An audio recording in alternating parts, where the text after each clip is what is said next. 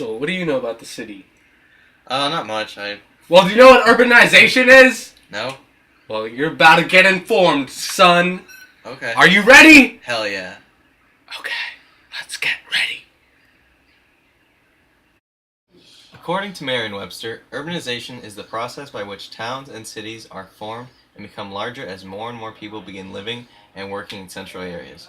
In short, the change from rural and unpopulated communities to thriving and populated cities. So, Axel, basically what that looks like is start from a settlement, you go to a village, that village becomes a town, and that town becomes into a city.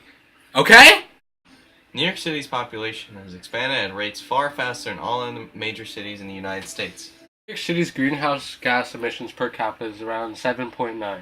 New York City has been committed to reducing emissions by 80% below 2005 levels by 2050. Los Angeles, New York City's rival city, has a greenhouse gas emission per capita of 13. Hey, that's pretty cool, Axel. I really like it.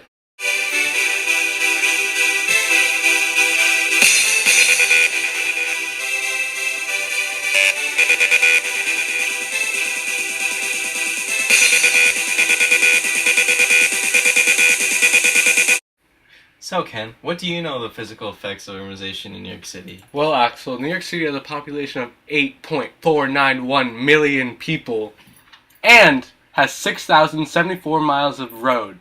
It also has a total square mileage of 301 square miles, has 5,600 buses, has roughly 6,282 subway cars, 784 million yearly riders, miles of track, like 840. So Ken, can you tell me why Central Park is good for New York City? Hey there, hold your horses, kid! Central Park covers 843 acres of land and includes ponds, swamps, streams, fields, and large tracts of woodland. It also provides for stormwater collection, reducing the urban heat island effect, and clean air. Central Park is home to over 25,000 trees and has a strand of 1,700 American elms. Central Park also has 235 species of birds. Also, they have raccoons, gray squirrels, and chipmunks. Aww. What does Central Park suffer from, you ask? Air pollution? Environmental pollution? Wake up! So subways in New York City, Axel, what do they do? New York City's high rate of transit use saved 1.8 billion U.S. gallons of oil in 2006 and 4.6 billion in gasoline costs. The reduction in oil consumption meant that 11.8 million metric tons of carbon dioxide pollution was kept out of the air. Annually, the subway uses 1.8 kilowatt hours, enough to light up the city of Buffalo for a year. The subway produces less GHGs than cars, period. Actually, you missed something, though. New York City subways transport 5.65 million people a day. And guess what? The MTA is trying to become more efficient to save the city, Axel. They're putting in LED lights, compact fluorescent lighting, and renewable energy sources.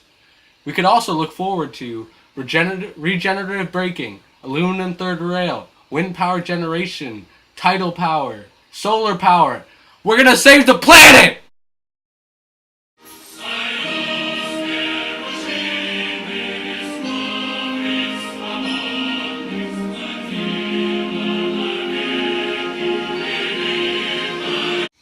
Axel, I like cars, I like manufacturing, I like commercial and industrial buildings and residential buildings. Well, Ken, that adds up to a total amount of 4.9 million units of carbon dioxide, otherwise known as greenhouse gas emissions. Whoa, I didn't know that. I feel stupid now. But Axel, what about cars? How do they affect our city? Well, the more cars, the more pollution it makes. Among all New York City households, 46% own cars, according to census data between 2005 and 2009. Other than cars, there are around 13,000 yellow cabs on New York City streets. All this together produces around 9.1 million units of carbon dioxide from on-road transportation. Every year, motor vehicles contribute approximately 11% of the local particulate matter and 28% of the nitrogen oxide emissions. California, Florida, New York, Pennsylvania, and Texas consume 56 billion gallons of fuel, which is 33% of total vehicle consumption nationwide. Axel, Yeah. Have you ever been outside the city and come back and seen the light around the city? Yeah, I have. Why? Isn't it pretty? I think it's pretty. Well, it's not! It's light pollution! Light pollution occurs when light is wasted either because no one is using it or because it's superfluous. There are three main types of light pollution: glare, sky glow, and light trespass. Light pollution poses a serious threat in particular to nocturnal wildlife. It also can confuse the migratory patterns of animals, change predator-prey relationships, and alter competitive interaction between animals. It's also a waste of energy. Turn your lights off, kids! You know, Axel, urbanization isn't a bad thing, as long as you respect your city!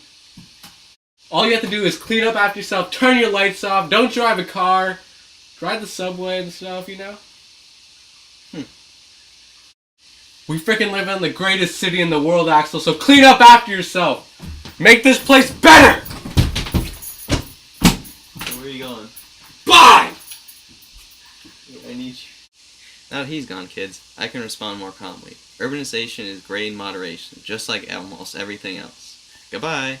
This land is your land, this land is my land. From California to New York Island, from the redwood forest to the Gulf Stream waters, this land was made for you and me, as I was one.